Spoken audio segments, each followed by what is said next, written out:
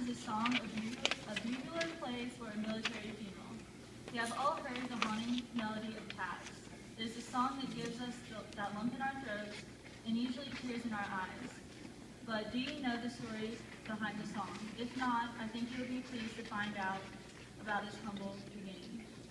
Reportedly, it all began in 1862 during the Civil War when Union Army Captain Robert Ellacombe was with his men during Harrison's Landing, Virginia.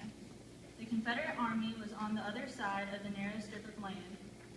During the night, Captain Ellacombe heard the moans of a soldier who was severely wounded on the field.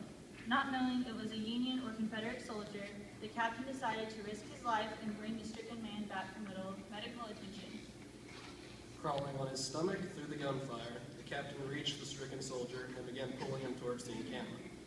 When the captain finally reached his own lines, he discovered it was actually a Confederate soldier, but the soldier was dead. The captain lit a lantern, suddenly caught his breath, and went numb with shock. In the dim light, he saw the face of the soldier. It was his own son. The boy had been studying music in the South when the war broke out.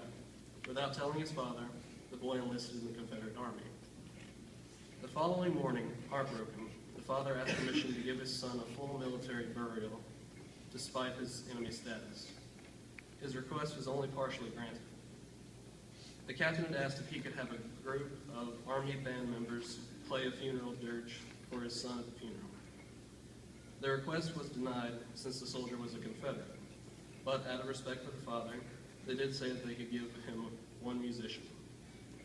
The captain chose a bugler.